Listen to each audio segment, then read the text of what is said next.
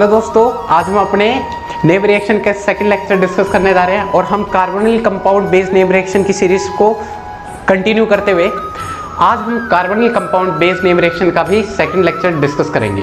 तो भाइयों, हम अपने carbonyl compound based name reaction में हमने कार्बोनिल कंपाउंड के दो पार्ट किए थे, एक कीटो पार्ट और एक इनोल, है ना। तो keto form based name reaction हमें अलग पढ़नी है और enol form based name reaction हमें अलग पढ़नी है। और भाइयों, एक और चीज़ थी जिसमें हमने इन्वॉल्वमेंट की थी, हमने एक इनोलेट आयन थे।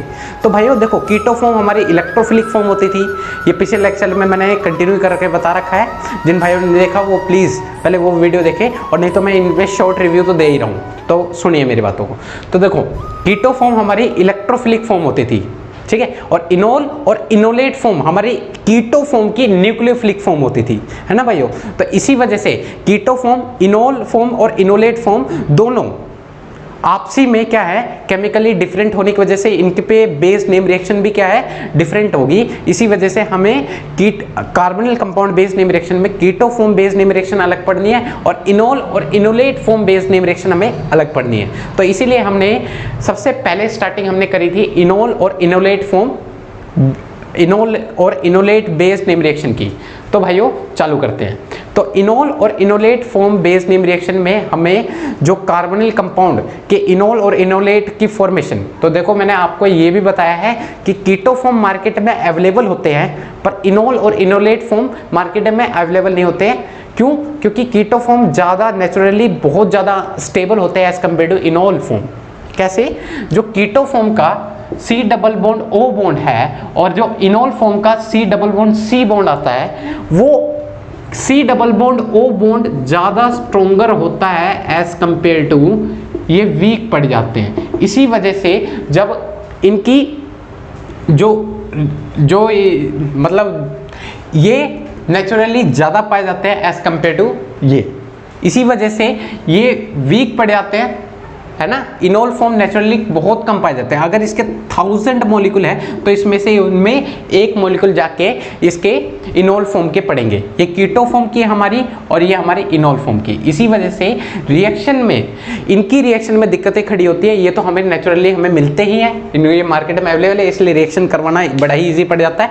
पर इनोल और इनोलेट आयन की फॉर्मेशन के लिए हमें ये मार्केट में अवेलेबल नहीं है। इसी वजह से हमें इनको पहले अपने स्टार्टिंग मटेरियल को प्रिपेयर करना पड़ता है। तो हमने अपने पिछले लेक्चर में यही किया था, हमने अपने इनोल और इनोलेट आयन की फॉर्मेशन के लिए हमने इनोल और इनोलेट आयन की फॉर्मेशन की थी, वो भी 2 कार्बोनिल कंपाउंड की हमने की थी। बहुत सारे कार्बोनिल कंपाउंड थे, 10 कार्बोनिल कंपाउंड आपको मैंने दिखाए थे, जिसमें हमने 2 कार्बोनिल कंपाउंड के इनोल और इनोलेट आयन की फॉर्मेशन हमने सीख ली थी।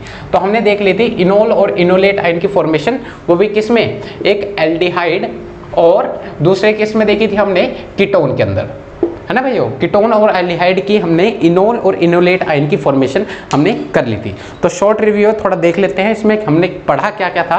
तो भाइयों, हमने एल्डिहाइड और कीटोन के क्या क्या था, इनोल, ये एल्डिहाइड और कीटोन हमारे ये हमारे इलेक्ट्रोफिलिक फॉर्म है और इसकी न्यूक्लियोफिलिक, हमने इनोल और इसके इनोल और इनोलेट आयन की फॉर्मेशन की थी किसी चीज को डाल के।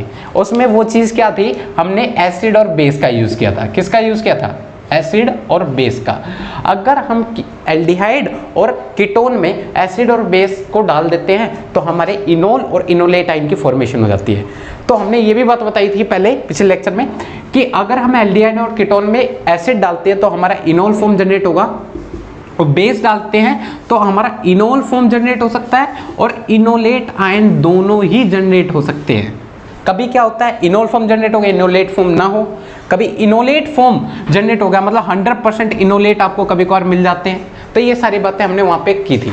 अब जाते हैं, अब आपको थोड़ा रिव्यू दे देते हैं इसमें हमने क्या किया था। अब ले लेते हैं अपने एल्डिहाइड को और उसमें हम एसिड डाल के देखते हैं। देखो भाइयों, अपने कीटोन ले लिए हमने और उसमें हम एसिड डाल देते हैं। एसिड कहाँ से आएगा? वाटर से आएगा, ऑब्वियस सी बात है। तो हमारे क्या होता है, H+ ऑक्सीजन के लोन पेयर देख के उसके ऊपर चला जाता है। देन हमारे पास कुछ इस तरह की कंडीशन तैयार होती है और ऑक्सीजन पे प्लस चार्ज, और ऑक्सीजन मोर इलेक्ट्रोनेगेटिव एटम है और उस पर प्लस चार्ज हाईली अनस्टेबल है। तो यहाँ पे हाइड्रोजन प्रेजेंट होते हैं।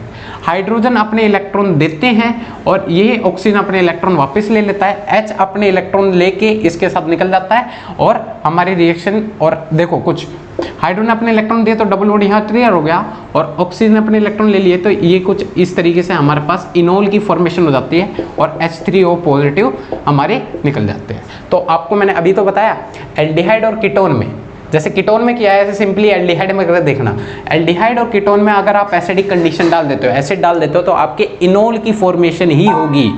ठीक है, अब देख लेते हैं एल्डिहाइड और कीटोन में बेस डालने से क्या फर्क पड़ रहा था। तो पिछले लेक्चर में इन डेप्थ मैंने बताया, पर यहाँ पे शॉर्ट रिव्यू लेना जरूरी है कि आप इस लेक्चर में जब फॉर्मेशन ऑफ इनोलेट आयन, जब आप इनोलेट की फॉर्मेशन करोगे ईस्टर और एनहाइड्राइड में, तो आपका बेस का कंसेप्ट मजबूत होना ही चाहिए। मतलब आपका जो पिछला लेक्चर था वो बड़ा ही बेसिक था, वो बेसिक आपको आना चाहिए, इसलिए मैं थोड़ा शॉर्ट रिव्यू दे रहा हूँ, कनेक्ट हो सके आप इस लेक्चर में। अगर जिन्होंने पिछली वीडियो नहीं देखी, इन डेप्थ मैंने कवरेज कर रखा है, प्लीज़ वहाँ पहले जाके उसे देखिए।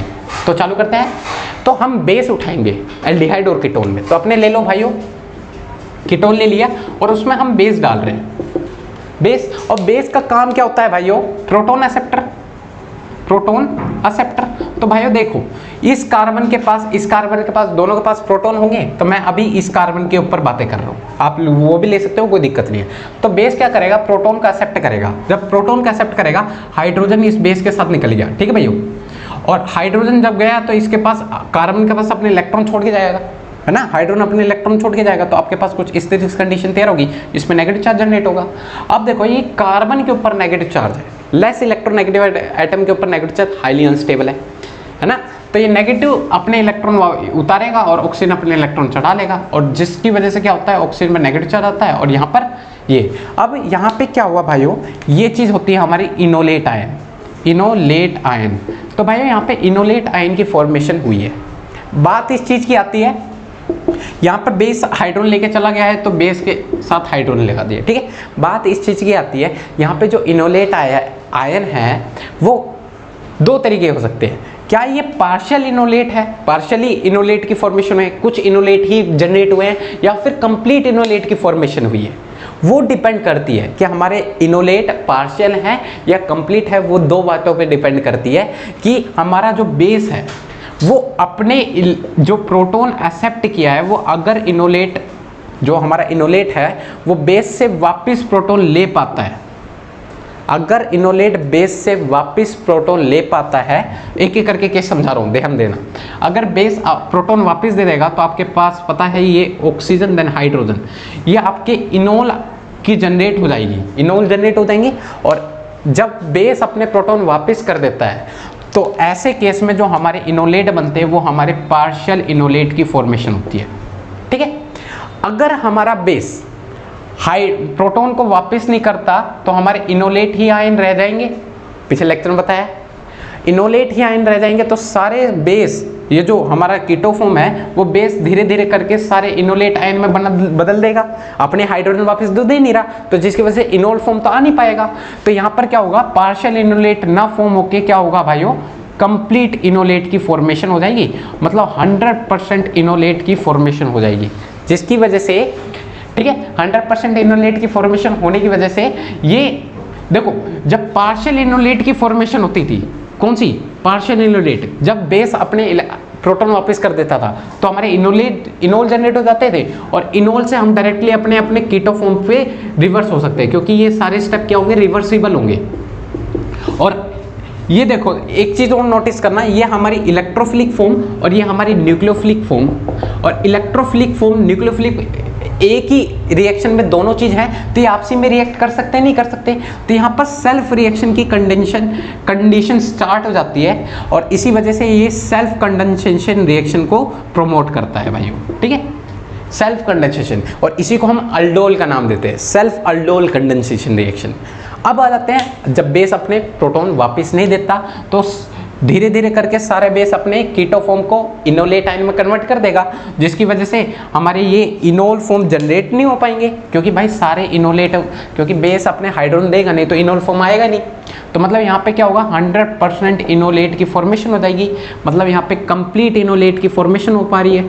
तो यहाँ पे एक चीज़ नोट कर रखते हो, यहाँ पे इलेक्ट्रोफिलिक फॉर्म है और न्यूक्लियोफिलिक फॉर्म बची नहीं, तो यहाँ पर सिर्फ इनोलेट आयन कंप्लीट बने हैं, तो यहाँ पे क्रॉस रिएक्शन की बात आती है, मतलब क्रॉस कंडेंसेशन रिएक्शन होगी, मतलब अल्डोल रिएक्शन तो होती है, क्रॉस अल्डोल रिएक्शन हो सकती है, ठीक है। तो यहाँ पर ये बातें हमने वहाँ पर की थी। और क्या बातें थी बेस के रिगार्डिंग वो भी देख लो। देखो भाइयों, बेस के दो तरीके नेचर होते हैं, ये तो आपने समझ लिया कि बेस भाई दो तरीके रिएक्शन कर सकते हैं, एक सेल्फ कंडेंसेशन रिएक्शन, एक cross condensation reaction. But base के भी दो अलग और नेचर हैं जिसको हमें देखना है। देखिए, ये हमारे कीटोन है और ये हमारा बेस है। बेस भी दो तरीके होते हैं। बेस हमारे एक होता है न्यूक्लियोफिलिक बेस, एक हमारा न्यूक्लियोफिलिक बेस होता है और एक हमारा नॉन न्यूक्लियोफिलिक बेस होता है। तो भाइयों, पिछले लेक्चर में बताया था, अगर आपके पास न्यूक्लियोफिलिक बेस आते हैं तो न्यूक्लियोफिलिक बेस हमेशा डायरेक्टली वो कार्बन पे अटैक मारना पहले पसंद करते हैं। तो ये बेस प्रोटॉन एक्सेप्टर, मतलब यहाँ के हाइड्रोजन ना उठाकर ये पहले ये इस पे अटैक मारता है, मतलब इस वाले कार्बन, जब ऑक्सीजन कार्बन, देखो ये पार्शियल नेगेटिव चार्ज और पार्शियल पॉजिटिव चार्ज, तो ऑब्वियसली बात है ये इलेक्ट्रोफिलिक सेंटर पे अटैक मारता है। मतलब ये न्यूक्लियोफिलिक बेस कहाँ पे अटैक मारता है? कार्बन पे अटैक मारता है। जब कार्बन पे अटैक मारेगा, ऑब्वियसली बात है न्यूक्लियोफिलिक की कंडीशन ध्यान देना, अगर न्यूक्लियोफिलिक कंडीशन होती थी तो आपको पता है यहाँ पे अटैक मारेगा, जब अटैक मारेगा तो ऑक्सीजन अपने इलेक्ट्रॉन ले लेगा और आपको पता है बेस यहाँ पे कनेक्ट हो जाएगा। मान लिया ये एक्स ग्रुप है और ये मान लिया हमारा ये कार्बन ग्रुप है, मतलब आर मान लिया, तो ये आर है ये एक्स है, ठीक है। ये कनेक्ट हो जाएगा और देन ऑक्सीजन में नेगेटिव चार्ज स्टेबल होता है, पर ये कब तक अपने ऊपर नेगेटिव चार्ज रखेगा, बात आती है। फिर देन ये अपने इलेक्ट्रॉन उतारने की कोशिश करता है। तो जब न्यूक्लियोफिलिक बेस होते हैं तब ऐसी कंडीशन होगी। फिर हमें तीन कंडीशनों को देखना पड़ता है कि हमारा जो बेस है वो इनोल और इनोलेट आयन की फॉर्मेशन के लिए काम आएगा या नहीं काम आएगा, वो तीन बातों पे डिपेंड करता है। अगर हमने जो बेस को आने दिया, बेस ने एंट्री मारी और आ गया, अब जैसे ऑक्सीजन नेगेटिव चार्ज उतारता है तो तीनों में से कोई भी बाहर ना आए, मतलब एडिशन प्रोडक्ट हो जाएगा, मतलब सारी चीज़ें आके ऐड होगी, कोई बाहर जा नहीं पा रहा, तो जिसकी वजह से हमारे ये जो कीटो फॉर्म है वो तो चेंज हो गया, बदल गया, मतलब बर्बाद हो गया। तो इसी वजह से हम ऐसे बेस को सिलेक्ट नहीं करेंगे इनोल और इनोलेट की फॉर्मेशन के लिए। ये मत बोलना कि न्यूक्लियोफिलिक बेस आ गए तो तुरंत आप मना कर दोगे भाई इनोल और इनोलेट की फॉर्मेशन के लिए हम बिल्कुल नहीं लेंगे।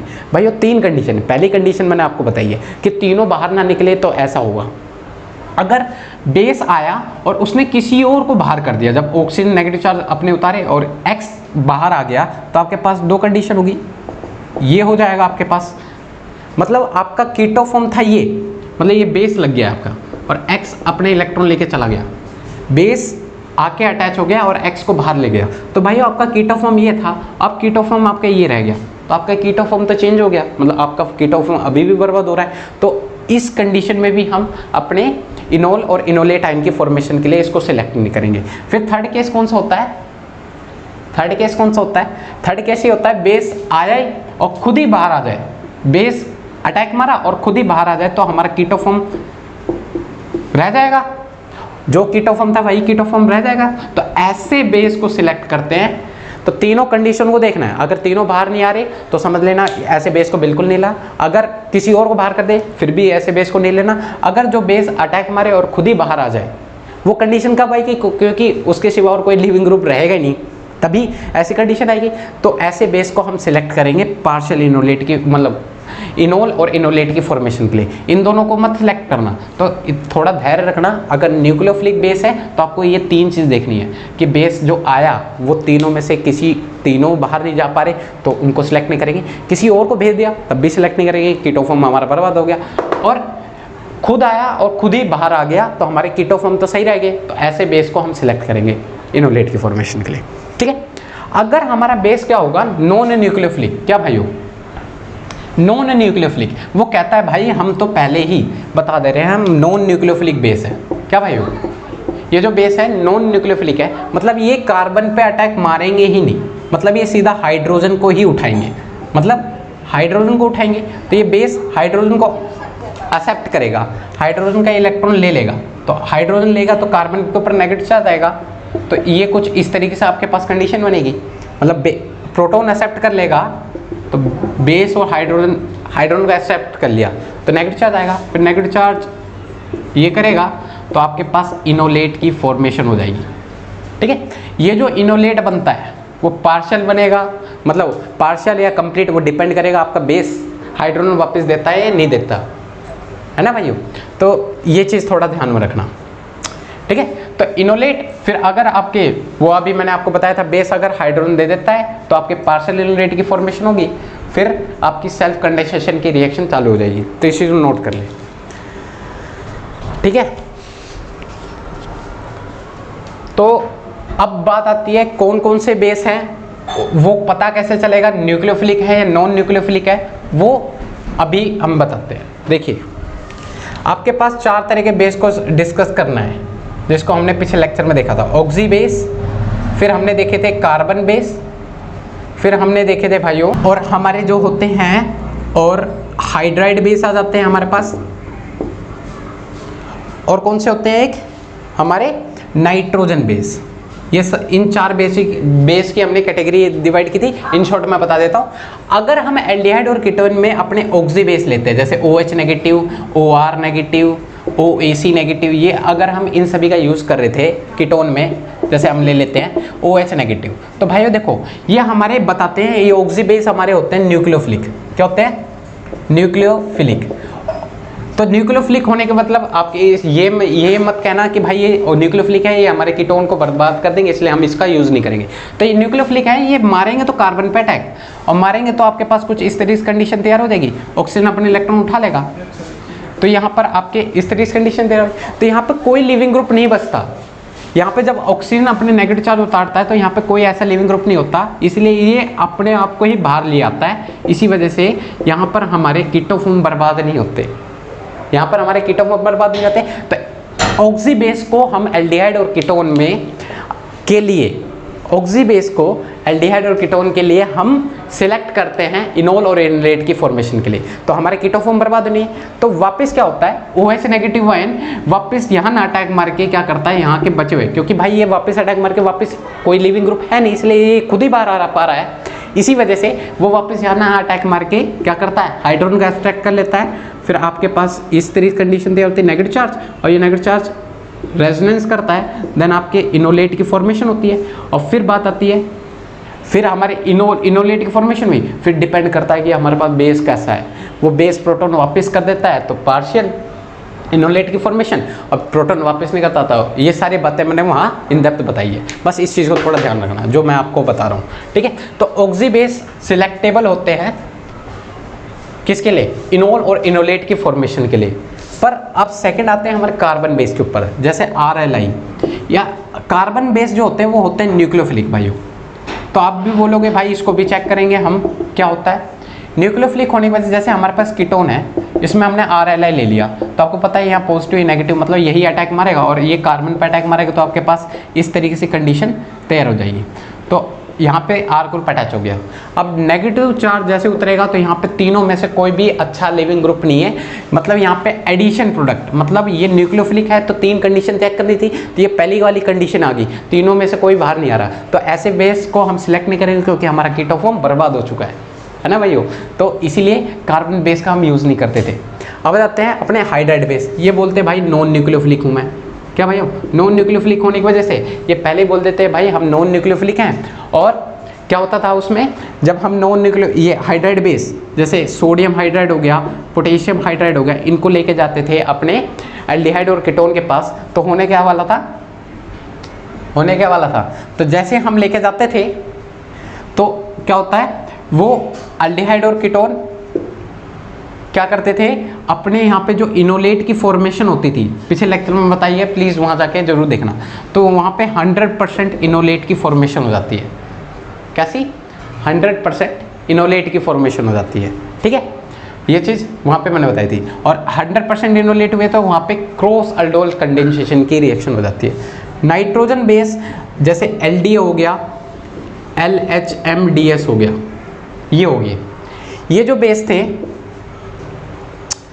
LDA और LHMDS, ये जो बेस थे ये बहुत ही बड़े बेस होते हैं, बहुत ही बड़े बेस। तो ये पहले ही बताते थे भाइयों हम नॉन न्यूक्लियोफिलिक हैं, और नॉन न्यूक्लियोफिलिक बेस हम सिलेक्ट कर लेते हैं इनोल और इनोलेट आयन की फॉर्मेशन के लिए, क्योंकि हमारे कीटोफॉर्म को बर्बाद ही नहीं करेंगे।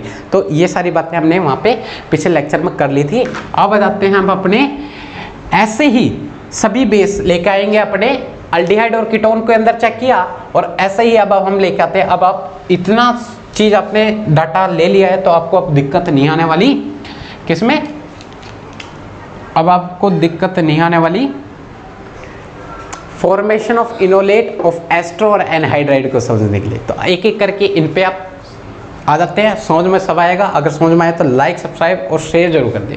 क्या भाइयों, लाइक सब्सक्राइब और शेयर जरूर कर दें, ठीक है। तो चलो करते हैं और कमेंट करके बताएं हमें कैसा लगा, ठीक है। देखिए अब हम देख रहे हैं formation of enolate of astro. तो भाइयों एस्ट्रो उठा लो, ये हमारे क्या है एस्टर। तो भाइयों एस्टर में एक चीज नोटिस रखने वाली बात है, ये जो OR ग्रुप क्या है ना, ये लिविंग ग्रुप की तरह एक्ट करते हैं। क्या लिविंग ग्रुप की तरह एक्ट करते हैं। अब एक एक करके हम चारों बेस को लेकर आते हैं और चारों बेस में चेक करते हैं कि हमारे एस्टर के लिए इनोल और इनोलेट की फॉर्मेशन के लिए कौन कौन से बेस हम सिलेक्टेबल करेंगे।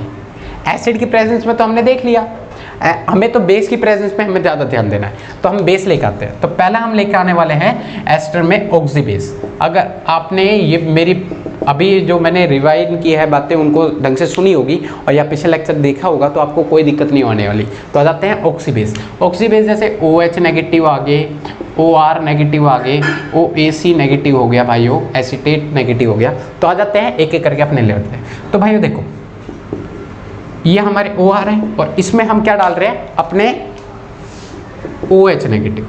ये कहाँ से आएगा, ऑब्वियस सी बात है NaOH से आएगा, सोडियम हाइड्रोक्साइड से। तो होने क्या वाला है, ये ऑक्सी बेस कैसे होते हैं भाइयों, न्यूक्लियोफिलिक बेस होते हैं। तो न्यूक्लियोफिलिक होने का मतलब ये तो नहीं है इसको भगा देंगे, इसको आने देंगे, पहले इसे अटैक मारने देंगे। अटैक मारेगा तो हमारे पास कुछ इस तरह की कंडीशन तैयार होगी।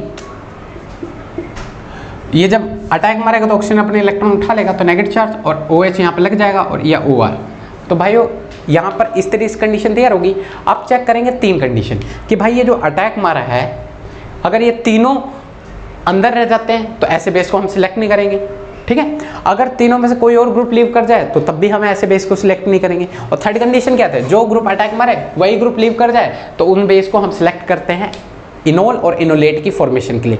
पर भाइयों यहाँ पे होता क्या है, ये भी एक अच्छा लिविंग ग्रुप है और ये भी लीव कर सकता है, पर लिविंग ग्रुप टेंडेंसी इसकी भले ही ज़्यादा है पर लीव यही कर जाता है। नेगेटिव चार्ज जैसे आता है OR नेगेटिव जैसे लीव करता है तो आपके पास क्या होता है भाइयों, एसिड की प्रिपरेशन हो जाती है, मतलब एसिड की फॉर्मेशन हो जाती है। तो ऑक्सीजन नेगेटिव चार्ज होता है, OR निकला OH, तो ये एसिड कार्बोक्सिलिक एसिड की फॉर्मेशन हो जाती है। ये कार्बोक्सिलिक एसिड क्या करता है, वो अभी भी शांत नहीं रहता। हमारा कीटोफॉर्म तो बर्बाद हो चुका है, साथ में क्या होता है कार्बोक्सिलिक एसिड यहाँ पे भी शांत नहीं होता, वो बचे कुछ NaOH को पकड़ता है, ठीक है, NaOH को पकड़ता है। तो यहाँ पे क्या होता है, ये H और ये OH निकल जाते हैं, मतलब वाटर मॉलिक्यूल यहाँ रिलीज हो जाते हैं और Na इस पे नेगेटिव चार्ज आएगा क्योंकि H अपने इलेक्ट्रॉन देके वाटर के पास OH के पास जाएगा तो नेगेटिव, और ये Na पे पॉजिटिव क्योंकि OH नेगेटिव निकल चुका है। तो ये दोनों मिलके एक सॉल्ट की प्रिपरेशन कर देते हैं, O नेगेटिव Na पॉजिटिव। तो मतलब यहाँ पर ये कार्बोक्सिलिक एसिड क्या कर देता है, एक सॉल्ट बना देता है जिसकी वजह से हमारे कीटोफॉर्म हो जाते हैं बर्बाद। तो हम ऑक्सी बेस का यूज करेंगे या नहीं करेंगे इनोल की फॉर्मेशन के लिए, इनोलेट की फॉर्मेशन के लिए एस्टर में, भाइयों बिल्कुल करेंगे।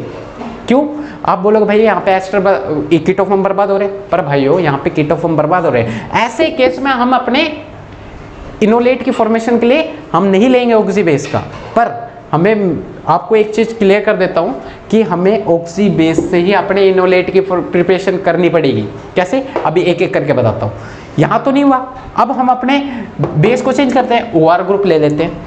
कैसे ले ले रहे हैं, OR ग्रुप, देखना भाइयों। तो इस कंडीशन पे तो हम अपने नहीं ले रहे, किसके लिए, हम अपने इस OH की कंडीशन, OH नेगेटिव NaOH का यूज नहीं करेंगे, ऐसे बेस का ऑक्सी बेस जैसे NaOH का यूज नहीं करेंगे एस्टर के लिए।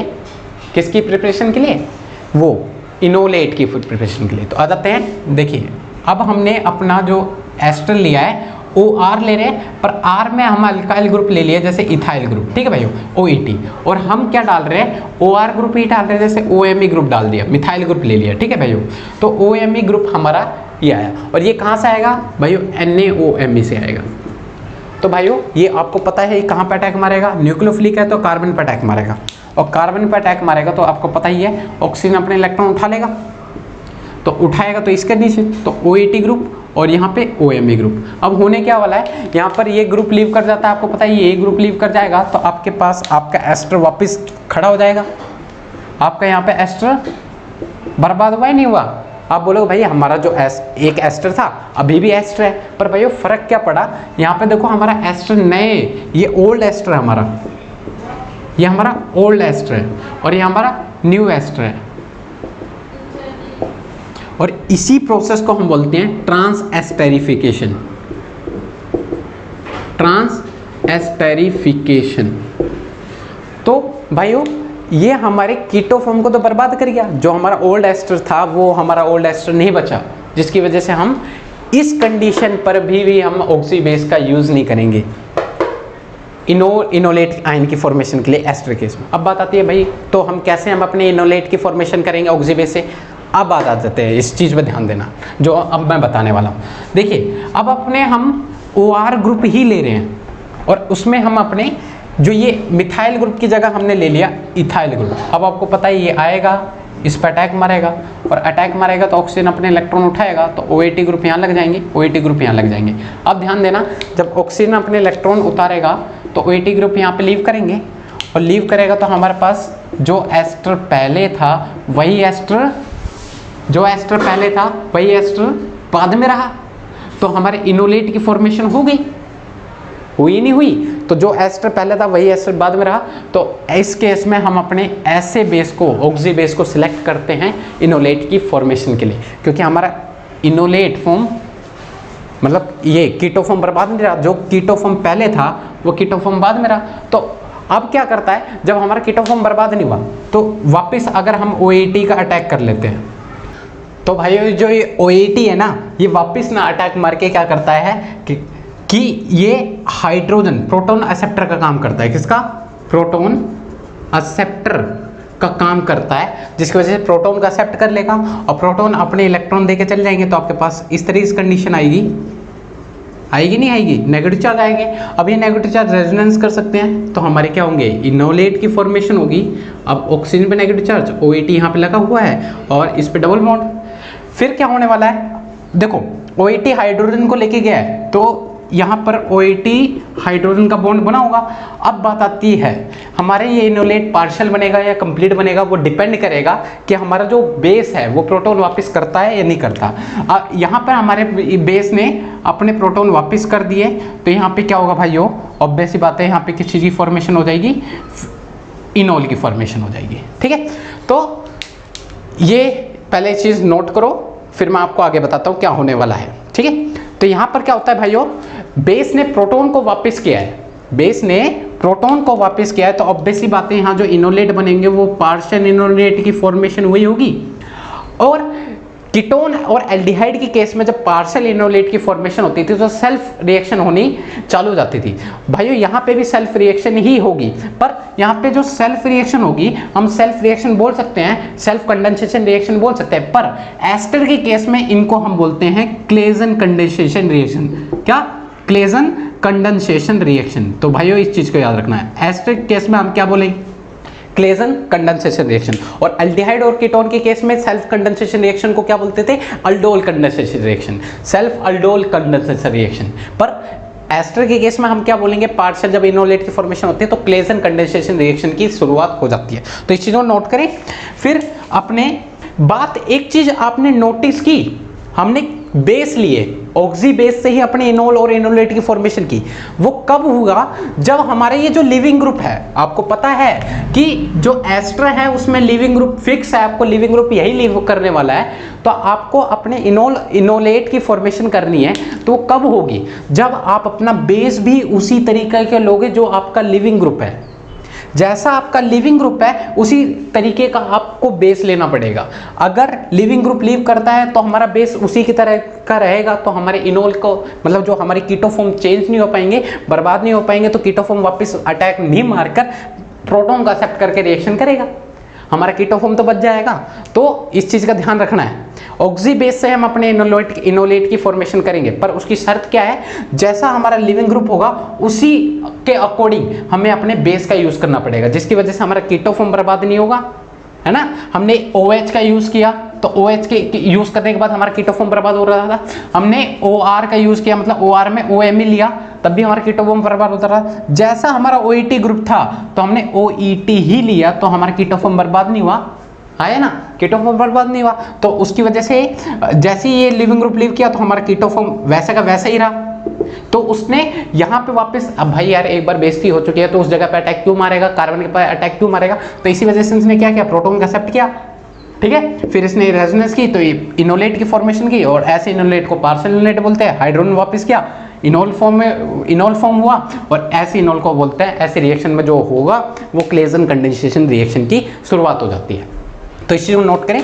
अब बात आते हैं, हमें ये तो क्लियर हो गया, जिस हिसाब से हमारे पास लिविंग ग्रुप होंगे उसी हिसाब से हमें अपने बेस को लेना पड़ेगा, जिससे हमारे कीटो फॉर्म बर्बाद नहीं होंगे और इससे हम अपनी रिएक्शन आगे बढ़ा सकते हैं, ठीक है। तो इस चीज को थोड़ा ध्यान रखना, ऑक्सी बेस से हम अपने इनोलेट की फॉर्मेशन करवाएंगे, ठीक है, पर शर्त वही है। तो जैसे मैं आपको क्वेश्चन दिखा देता हूं, जैसे हमारे पास लिविंग ग्रुप इस तरीके से है, ठीक है, जैसे हमारे पास लिविंग ग्रुप ये है, तो आपको पता है अपना बेस किस तरीके से लोगे, आप यही लोगे, जिसकी वजह से ये आएगा, अटैक मारेगा, ये लीव भी कर जाएगा, तो आपका कीटो फॉर्म यही का यही ही रहेगा। तो आपका कीटो फॉर्म ये रहेगा, तो ये वापस इस जगह ना अटैक मार के क्या करेगा, यहाँ से हाइड्रोजन अटैक करेगा, रिएक्शन आगे होगी। तो इसको करके देख लेना, आपको बता दे रहा हूँ। जैसे अगर आपके पास OMe आपके पास यहाँ पर एस्टर है, ठीक है, तो आपको OMe ही आपको अपना बेस लेना पड़ेगा। ये कहाँ से मिलेगा, ऑब्वियस सी बात है NaOMe से ही मिलेगा, ठीक है। इससे हम आपको ये लेंगे तो ये अटैक मारेगा, ये लीव कर जाएगा, तो आपका कीटो फॉर्म तो सेम रहेगा। तो इसी वजह से ये यहाँ ना अटैक मार के हाइड्रोजन अटैक करके हमारे इनोल की फॉर्मेशन हो जाएगी, ठीक है। जैसे अगर हमारे पास ये ग्रुप हो, OPH ग्रुप है, तो अगर हम अपने OPH ग्रुप जैसे वाले बेस को लेंगे, ठीक है, तो ये अटैक मारेगा तो हमारे कीटो फॉर्म बर्बाद नहीं होंगे। तो इसलिए ये यहाँ वापिस यहाँ ना अटैक मार के क्या करेगा, हाइड्रोजन को एक्सट्रैक्ट करेगा और इनोल की फॉर्मेशन कर देगा, और वहाँ पे क्लेजन कंडेंसेशन रिएक्शन की शुरुआत हो जाती है। किसके केस में, सिर्फ एस्टर के केस में, ठीक है। अब आ जाते हैं अपने सेकंड बेस को लेकर आते हैं। पहले बेस ऑक्सी बेस में क्लियर हुआ, 2-3 केस थे मैंने आपको समझाए, तो 2-3 केस में आपको बस ये समझ में आया कि ऑक्सी बेस से हमारे इनोलेट की फॉर्मेशन होगी, पर उसकी शर्त क्या है, जैसा हमारा लिविंग ग्रुप होगा उसी के अकॉर्डिंग हमें अपने बेस को लेकर आना पड़ेगा, और जिससे हमारी रिएक्शन आगे बढ़ सकती है और हम इनोलेट की फॉर्मेशन कर सकते हैं। वरना हम ऑक्सी बेस का यूज नहीं करेंगे, किसके केस में, एस्टर के केस में। ऑक्सी बेस का तभी यूज करेंगे जब हमारा जो लिविंग ग्रुप होगा उसी के अकॉर्डिंग हम बेस लेकर आएंगे, तब हम अपने इनोलेट की फॉर्मेशन कर सकते हैं। अब सेकंड आती है हमारे कार्बन बेस के ऊपर, क्या, कार्बन बेस। भाई वो कार्बन बेस तो आपको मैंने कई तरीके से बताया, RMGX हो गए, तो हम RLI को लेकर आ रहे हैं, ठीक है। भाइयों ये कहता है भाई हम तो न्यूक्लियोफिलिक बेस है, क्या भाइयों, न्यूक्लियोफिलिक बेस। तो ये आपको पता है ये कार्बन पे अटैक मारेगा सबसे पहले, चाहे कुछ भी हो। तो अब अपने एस्टर ले लो, ये आपके एस्टर हैं और ये कार्बन पे अटैक मारेगा, RLI। तो आपको पता है ये पॉजिटिव, इस पे नेगेटिव, तो आपको पता है ये नेगेटिव पार्ट आएगा, इस पे अटैक मारेगा, और आपको पता है यही लिविंग ग्रुप है, तो ये अटैक मारेगा तो ऑक्सीजन अपने इलेक्ट्रॉन उठा लेगा, तो नेगेटिव चार्ज या R ग्रुप लग जाएगा या OR लग जाएगा, और यहाँ R है, ये जब वापस उतरेगा ये नहीं निकलेगा, इसको बाहर भगा देगा, क्योंकि ये लिविंग ग्रुप की तरह एक्ट करेगा। तो ऑब्वियस ही बात है ऐसे बेस को हम नहीं लेंगे जो हमारे कीटो फॉर्म को बर्बाद करेगा। तो हम कार्बन बेस का यूज बिल्कुल नहीं करेंगे इनोलेट की फॉर्मेशन के लिए एस्टर के केस में, ठीक है। थर्ड जो केस है, किसकी केस में हम थर्ड जो बात करने हैं, तो सेकंड था हमारा बेस, ठीक है। थर्ड बड़ा ही सिंपल है, जो है हाइड्राइड बेस की बात करेंगे हम, क्या भाइयों, हाइड्राइड बेस। देख लो सिंपल है, बस हमें ऑक्सी बेस पे ज़्यादा ध्यान देना था। हाइड्राइड बेस जैसा जो काम था कीटो और एल्डिहाइड में जो काम था, सेम काम इन पे है। जैसे हमारे हाइड्राइड बेस कैसे होते हैं, सोडियम हाइड्राइड हो गया, पोटेशियम हाइड्राइड हो गया, ये सारे हमारे हाइड्राइड बेस है। ये कहते हैं भाइयों, हम ये कहते हैं, पहले ही बोल देते हैं हम भाई नॉन न्यूक्लियोफिलिक है, क्या भाइयों, नॉन न्यूक्लियोफिलिक है। और आपको पता चल गया ये बेस कैसे है, नॉन न्यूक्लियोफिलिक है। तो हमें क्या करना है, सिंपली तो आपको पता है ये आपकी क्या है, ध्यान देना, ठीक है। देखो ध्यान दो, जैसे हमने यहाँ पर लिविंग ग्रुप हमारे OET ग्रुप हैं, ठीक है, और यहाँ पर हमारे, ठीक है, और हम यहाँ पे कौन से अपने बेस ले रहे हैं, जैसे सोडियम हाइड्राइड ले लिया, तो आपको पता चल गया सोडियम हाइड्राइड है, तो आपको पता है ये हाइड्रोजन को एब्स्ट्रैक्ट करेगा, क्योंकि ये इधर ना अटैक मार के, क्योंकि इधर तो मारेगा नहीं, क्योंकि ये पहले ही बोल देते हैं भाई हम नॉन न्यूक्लियोफिलिक बेस है, हम प्रोटॉन एक्सेप्टर का काम करेंगे। तो ये प्रोटॉन का एक्सट्रैक्ट कर लेते हैं, हाइड्रोजन अपने इलेक्ट्रॉन देके इनके साथ निकल जाता है। तो निकलेगा तो आपको पता है यहाँ पे OET ग्रुप और प्लस में यहाँ माइनस ग्रुप अटैच हो जाएंगे, और माइनस ग्रुप जब अटैच होंगे तो ये क्या करेगा भाई, रेजोनेंस कर सकता है, और रेजोनेंस जब करेगा तो आपको पता है यहाँ पे इनोलेट की फॉर्मेशन हो जाती है। ये हमारे इनोलेट की फॉर्मेशन। भाइयों ये जो इनोलेट है, ये जो इनोलेट है यहाँ पर देखो एक H तो था, एक H तो था और साथ में एक H और मिल गया, मतलब यहाँ पे H2 का बॉन्ड बन चुका है। हाइड्राइड बेस क्या होते हैं, ठीक है, तो H2। तो ये H, ये जो बेस है अपने प्रोटॉन वापस तो नहीं कर रहा था, जैसे एल्डिहाइड और कीटोन में नहीं करता। तो ये तो जब ये जो इनोलेट है हमारा पार्शियल है कंप्लीट, वो डिपेंड करता है बेस पे। यहाँ पे जो बेस है अपने प्रोटॉन वापस कर नहीं रहा, तो ऑब्वियस सी बात है यहाँ पे सारे के सारे बेस धीरे धीरे करके सारे कीटो फॉर्म को किस में चेंज कर देगा, इनोलेट की फॉर्म में चेंज कर देगा। और यहाँ जो इनोलेट बनेंगे पार्शियली तो नहीं बनेंगे, क्योंकि हाइड्रोजन तो वापस कर नहीं रहा। तो यहाँ पे बेस जो होगा वो हमारे कंप्लीट इनोलेट की फॉर्मेशन कर देगा, मतलब यहाँ पे 100% इनोलेट की फॉर्मेशन हो जाएगी। और 100% इनोलेट की फॉर्मेशन होगी तो ऑब्वियस बात है क्रॉस रिएक्शन होने की संभावना बन जाएगी, तो मतलब क्रॉस क्लेजन कंडेंसेशन रिएक्शन होगी भाइयों। क्यों? जब हमारे इनोल फॉर्म नहीं आ पाएंगे, अगर H दे देगा तो इनोल फॉर्म आ जाएगा, इनोल फॉर्म आ गया तो हमारा कीटो फॉर्म वापस आ सकता है। जब ये H ही नहीं दे पा रहा तो ये 100% इनोलेट की फॉर्मेशन हो जाएगी। तो देख सकते हो ये हमारी इलेक्ट्रोफिलिक फॉर्म, और यहाँ पे इसकी न्यूक्लियोफिलिक फॉर्म है नहीं, तो ये सेल्फ रिएक्शन तो कर नहीं सकते। तो ऑब्वियस सी बात है ये कौन सी रिएक्शन करेंगे, क्रॉस। तो और एस्टर के केस में क्लेजन कंडेंसेशन होती है, और क्रॉस क्लेजन कंडेंसेशन रिएक्शन की संभावना खड़ी हो जाएगी। तो इस चीज़ को नोट कर लें। लास्ट बेस और है जिसको हमें डील करना है, उसको देख लेते हैं, फिर अपने एनहाइड्राइड के ऊपर चलते हैं। जो एनहाइड्राइड के ऊपर चारों बेस को लेके आएंगे, फिर उसको सिलेक्ट करते हैं कौन कौन से बेस सिलेक्टेबल होंगे एनहाइड्राइड के लिए, वो भी देख लेते हैं भाइयों। अगर समझ में आया होगा तो लाइक सब्सक्राइब और शेयर जो करें, ठीक है भाइयों, ठीक है। और कमेंट करके जरूर बताएं कि भाइयों क्या कमी रह रही है, और बिल्कुल बताओगे तभी तो पता चलेगा। तो आ जाते हैं अपने लास्ट जो फोर्थ बेस है, जिसको हम बोलते हैं नाइट्रोजन कंटेनिंग बेस भाइयों, ठीक है। नाइट्रोजन कंटेनिंग कौन कौन से होते हैं, LDA हो गया और LHMDS ये हो गए, ठीक है भाइयों। तो हम LDA का यूज करते हैं, ठीक है। आ जाते हैं अपने LDA का यूज करेंगे।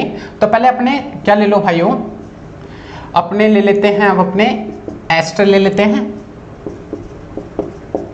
ठीक है। और उसमें हम LDA डालते हैं। क्या डालते हैं भाइयों, LDA। भाइयों LDA क्या होता है, यहाँ पे देखना, नाइट्रोजन से अटैच दो इथाइल ग्रुप होते हैं दोनों तरफ, और यहाँ पे लिथियम ग्रुप अटैच होता है। नाइट्रोजन क्या करता है, ये LDA जो होते हैं बड़े ही मोटे तगड़े होते हैं, मतलब साइज इतना बड़ा होता है, मतलब ये पहले ही बोल देते हैं भाइयों हम नॉन न्यूक्लियोफिलिक है, मतलब ये तो कार्बन पे अटैक मारने से रहे, और कार्बन पे अटैक नहीं मारेंगे तो ऑब्वियस बात है प्रोटॉन एक्सेप्टर का काम करेंगे। तो नाइट्रोजन क्या करता है, यहाँ से प्रोटॉन का एक्सट्रैक्ट कर लेता है। प्रोटॉन एक्सट्रैक्ट करेगा तो यहाँ पे नेगेटिव चार्ज जनरेट होगा, करेगा नहीं करेगा, नेगेटिव चार्ज जब जनरेट होगा तो नेगेटिव चार्ज उतरेगा, और ये ऑक्सीजन के ऊपर नेगेटिव चार्ज चढ़ने वाला होगा, तो ये ऑक्सीजन के ऊपर ना चढ़ के ये लिथियम को पकड़ लेता है। तो मतलब यहाँ एक ट्रांजिशन स्टेट बना के दिखा रहा हूँ मैं।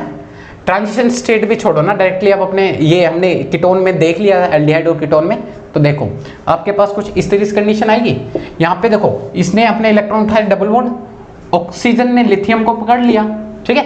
तो इस तरीके की कंडीशन तैयार हो जाएगी, हो जाएगी नहीं हो जाएगी।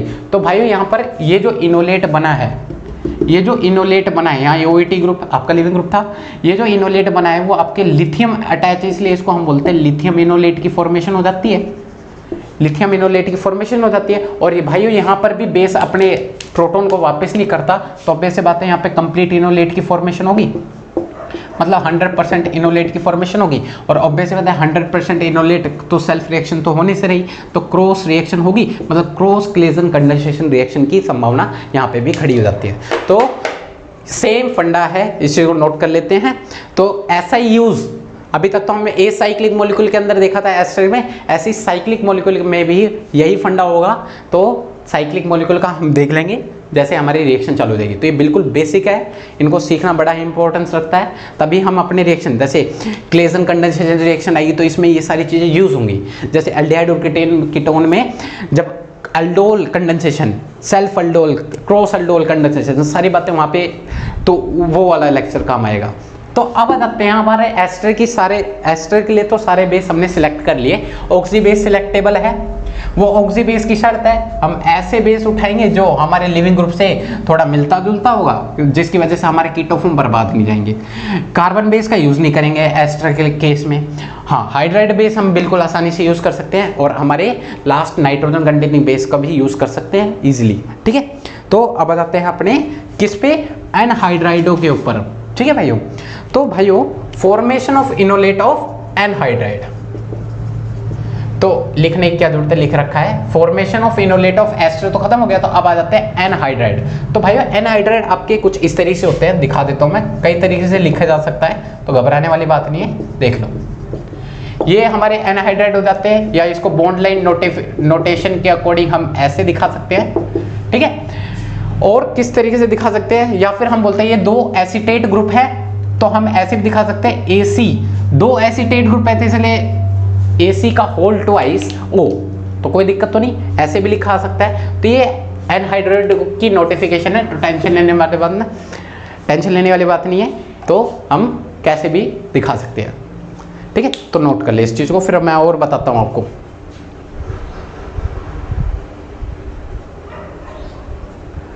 आ जाते हैं, ठीक है, तो जैसा काम हमारा एस्टर के केस में था, ऐसा ही कुछ एनहाइड्राइडो के केस में होगा भाइयों। देखिए जी, जो एनहाइड्राइड है इसमें ये जो ग्रुप होता है, बहुत ही अच्छे गुड लिविंग ग्रुप होते हैं भाइयों। क्या होते हैं? गुड लिविंग ग्रुप होते हैं।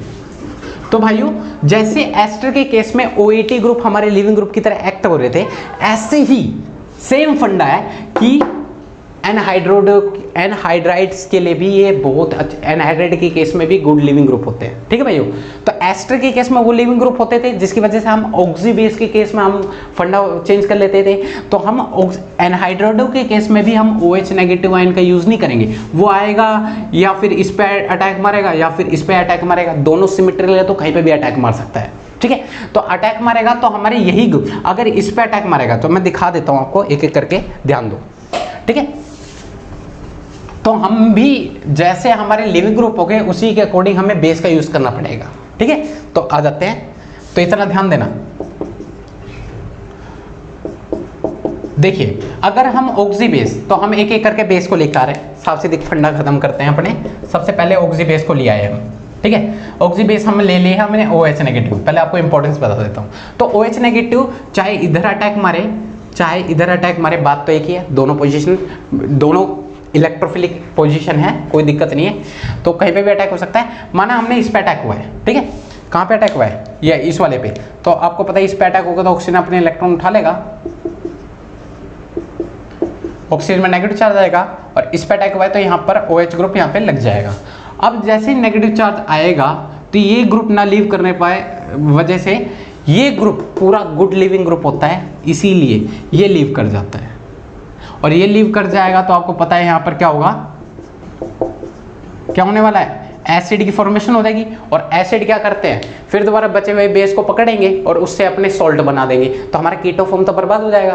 तो इसी वजह से जैसा एस्टर के केस में हुआ था, एसिड बनता है, एसिड फिर सॉल्ट बना देता है, इसी वजह से हम भाइयों OH नेगेटिव आयन का यूज नहीं करेंगे, OR नेगेटिव आयन का यूज नहीं करेंगे, हम यूज करेंगे OAC नेगेटिव आयन का, O एसीटेट ग्रुप। भाइयों ये एसीटेट ग्रुप ही तो है, ये एसीटेट ग्रुप ही तो है, OC++OCH3, यही तो ग्रुप है जो लीव कर रहा है। तो हम इसी के अकॉर्डिंग ऐसे ही बेस को उठाएंगे। अगर हम इस तरीके से बेस को उठाते हैं जैसा हमारा लिविंग ग्रुप है, जैसा हमारे ये वाला जो लिविंग ग्रुप है उसी के अकॉर्डिंग हम बेस को ले लेते हैं, तो हमारे ये भी तो हमारे ऑक्सी बेस ही तो होते हैं, एसीटेट ग्रुप। तो अगर हम ये ग्रुप ले लेते हैं, ध्यान देना, ये भी हमारा ऑक्सी बेस है, तो ये यहाँ पे आएगा, अटैक होगा, ऑक्सीजन अपने इलेक्ट्रॉन उठाएगा, तो आपको पता है यहाँ पर कुछ इस तरीके से कंडीशन तैयार होगी, ऑक्सीजन नेगेटिव, ऑक्सीजन ने अटैक मारा OC++OCH3। ठीक है, अब क्या है, ऑक्सीजन नेगेटिव चार्ज आएगा, तो अगर ये लीव भी कर जाता है तो कोई फर्क नहीं पड़ता, हमारा जो मॉलिक्यूल है वो ऐसे का ऐसा ही रह जाएगा। कैसा भाइयों, जैसा था वैसा ही रह जाएगा। देखना भाइयों, ये यहाँ से लीव कर गया है C double bond O CH3, ठीक है, ये लीव कर चुका है, ये वाला बॉन्ड घुमाया ऐसे खड़ा कर दिया और आपके पास ये कंडीशन तैयार होगी, ठीक है। तो देखो इसको हम CH3 ना दिखा के ऐसे दिखा दो, देखो वही हमारे कीटो फॉर्म तो बर्बाद नहीं हुए। तो जिस हिसाब से हम एस्टर के केस में कर रहे थे, जैसा हमारा लिविंग ग्रुप था वैसे ही हम अपने बेस को उठा रहे थे जिससे हमारे कीटो फॉर्म बर्बाद नहीं होंगे। तो भाइयों कीटो फॉर्म बर्बाद नहीं हो पा रहा, तो इसी वजह से ये वापस यहाँ ना अटैक मार के क्या करता है, हाइड्रोजन को एब्स्ट्रैक्ट करेगा। क्या करेगा, हाइड्रोजन को एब्स्ट्रैक्ट करेगा और आगे रिएक्शन करेगा। तो आ जाते हैं हम अपने हाइड्रोजन के एब्स्ट्रैक्ट करते हैं। तो भाइयों यहाँ पर ये बार बार थोड़ी क्या करेगा अपने, भाइयों कीटो फॉर्म तो बर्बाद हो नहीं रहा, तो इसलिए बार बार पागल थोड़ी है उसी जगह कार्बन पे अटैक मारेगा। तो कहता है भाई जैसे मैं कहीं अटैक यहाँ बीच में अटैक मार रहा हूँ तुम मुझे बाहर कर रहे हो, तो इसलिए मैं क्या करूँगा, हाइड्रोजन का एब्स्ट्रैक्ट कर लूँगा। जैसे ही हाइड्रोजन एब्स्ट्रैक्ट करेगा तो हाइड्रोजन अपने इलेक्ट्रॉन देकर चला जाएगा, तो आपके पास कुछ इस तरह की कंडीशन तैयार होगी, ठीक है। यहाँ पे नेगेटिव चार्ज आएगा, आएगा नहीं आएगा भाइयों, और नेगेटिव चार्ज आएगा जब ये उतरेगा ये इसके ऊपर चढ़ जाएगा, देन आपके पास जो कंडीशन बनेगी वो आपके पास ये बनेगी, ऑक्सीजन पे नेगेटिव और यहाँ पे डबल बॉन्ड खड़े हो जाएंगे। तो मतलब ये जो कंडीशन तैयार हुई है, ठीक है, ये जो कंडीशन तैयार हुई है, ये आपके जो इनोलेट बने हैं वो आपके यहाँ पे जो बने हैं आपके पार्शियल इनोलेट की फॉर्मेशन होते हैं। वो डिपेंड करेगा कि पार्शियल है कंप्लीट है, वो आपका बेस जो है वो हाइड्रोजन को वापस प्रोटॉन को वापस करता है तो आपके इनोल की फॉर्मेशन होगी, है ना। और अगर प्रोटॉन आपसे वापस नहीं करता तो आपके कंप्लीट इनोलेट की फॉर्मेशन होगी। और इस केस में जैसे एस्टर के केस में जब आपके पार्शियल इनोलेट की फॉर्मेशन होती है, जैसे यहाँ पे हाइड्रोजन इसको वापस दे देगा तो आपके इनोल की फॉर्मेशन हो जाएगी। उस टाइम जो आपके इनोलेट होंगे वो पार्शियल इनोलेट की फॉर्मेशन होगी और पार्शियल इनोलेट की फॉर्मेशन होंगे और आपके इनोल बनेंगे। इनोल से आप डायरेक्टली कीटो फॉर्म पे आ सकते हो। तो इनोल और कीटो फॉर्म रिवर्सिबल होते हैं, तो इसी वजह से आपकी ये इलेक्ट्रोफिलिक फॉर्म और जो आपके जो इनोल बनेंगे जब हाइड्रोजन दे देगा तो आपको देखो ना यार, देख सकते हो आप, जैसे आपको हाइड्रोजन मिल जाएंगे तो ये ऑक्सीजन पर हाइड्रोजन ये और ये रिवर्सिबल होते हैं। तो ये आपके न्यूक्लियोफिलिक फॉर्म और ये एक ही रिएक्शन में, तो ये एक दूसरे से आपसी में रिएक्ट कर सकते हैं। तो यहाँ पे सेल्फ रिएक्शन हो सकती है। तो जैसे अल्डिहाइड और कीटोन में सेल्फ रिएक्शन होती थी तो उनको हम बोलते हैं अल्डोल कंडेंसेशन रिएक्शन, और एस्टर में होते थे तो क्लेजन कंडेंसेशन। ऐसे ही जब एनहाइड्राइडो के केस में होते थे तो परकिन कंडेंसेशन रिएक्शन के नाम से ये जाना जाता है, ठीक है भाई। तो इस चीज को नोट कर लेना, वो बेस बताएगा आपको, ठीक है। तो ऑक्सी बेस के लिए आप सिलेक्ट कर लेना इनोलेट की फॉर्मेशन के लिए, पर शर्त ये है जिस हिसाब से आपका लिविंग ग्रुप होगा उस हिसाब से आपको बेस लेना पड़ेगा। हाँ भाइयों, जैसा हमारा एस्टर के केस में हम जब कार्बन बेस यूज कर रहे थे तो हमारे क्या कर रहा था, वो कीटो फॉर्म बर्बाद कर रहा था। एनहाइड्राइडो के केस में भी यही होता है भाइयों। जब आपके क्या होता है, जब यहाँ पर आप RLI लोगे, ऑब्वियस ही बात है, तो ये टूटेगा, नेगेटिव चार्ज आएगा, ये यहाँ पे अटैक मार देगा। अटैक मारेगा तो आपके पास कुछ इस तरीके की कंडीशन तैयार होगी, ऑक्सीजन में नेगेटिव और यहाँ पे R ग्रुप लग जाएगा। जब ये वापस उतरेगा तो ये ग्रुप लीव कर जाएगा, ये तो नहीं लीव करेंगे, तो आपके पास दो यही तो कंडीशन बनेगी। मतलब आपके यहाँ पे एक कीटोन की फॉर्मेशन हो जाएगी, और कीटोन की फॉर्मेशन जो आपका एनहाइड्रेट था, कीटो फॉर्म एनहाइड्रेट जैसा कीटो फॉर्म तो बर्बाद हो गया। तो इसीलिए कार्बन बेस का हम यहाँ पे यूज नहीं करेंगे जैसा हमने एस्टर के केस में नहीं किया। ऐसे थर्ड हम बेस ले लेते हैं अपने हाइड्राइड बेस। हाइड्राइड बेस पहले ही बोल देते हैं भाइयों, क्या जैसा हमने एस्टर केस में करा है वैसा कर लेना भाइयों। हाइड्राइड बेस बता देता हूँ मैं। हाइड्राइड बेस अगर हम हाइड्राइड बेस का यूज करते हैं वो भाइयों पहले ही बोल देते हैं कि हम नॉन न्यूक्लियोफिलिक है, हम हाइड्रोजन का एक्सट्रैक्ट करेंगे तो ये बनेगा, फिर ये देन ये, ऐसी कंडीशन आएगी। फिर वो पार्शियल है कंप्लीट है वो डिपेंड करेगा, पर भाइयों वो बेस जो होगा ऐसी कंडीशन आएगी ना जब हाइड्राइड बेस लेके आएंगे, है ना, सोडियम हाइड्राइड लेंगे तो हाइड्रोजन का एक्सट्रैक्ट कर लेगा तो ये कंडीशन आएगी, फिर इनोलेट की फॉर्मेशन कर देगा। इनोलेट वापस बेस से हाइड्रोजन नहीं ले पाएगा, है ना, हाइड्राइड बेस में, जैसे एस्टर केस में, जैसे एल्डिहाइड और कीटोन के केस में, तो ये बेस वापस से इसको हाइड्रोजन दे नहीं पाएगा, तो यहाँ पे 100% इनोलेट की फॉर्मेशन हो जाएगी। और यहाँ पर जो रिएक्शन होगी वो cross aldol condensation, cross परकिन condensation की रिएक्शन स्टार्ट हो जाएगी। ऐसे ही सेम केस होगा किसके केस में, नाइट्रोजन कंटेनिंग बेस के में, नाइट्रोजन कंटेनिंग बेस में, ठीक है। तो ये आपके यहाँ पे लिथियम इनोलेट की फॉर्मेशन हो जाएगी, क्या भाइयों, लिथियम इनोलेट की फॉर्मेशन हो जाएगी और 100% इनोलेट आपको मिल जाएंगे। तो सेम फंडा था, जैसे एस्टर का पढ़ा वैसे एनहाइड्राइड का पढ़ा, इसलिए मेरे को जहाँ तक लग रहा है हमने एस्टर का पढ़ लिया तो एनहाइड्राइड को पढ़ने में कोई दिक्कत नहीं आएगी। अब डायरेक्टली हम नेम रिएक्शन में मेहनत करेंगे। ठीक है, ये तो बेसिक था जिसको ध्यान में रखना है।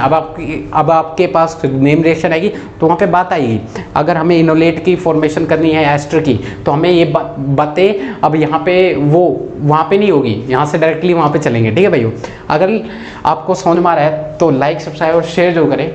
ठीक है, और कमेंट करके जरूर बताएं कि हम क्या चेंजमेंट और लेकर आ सकते हैं आपके लिए। ठीक है।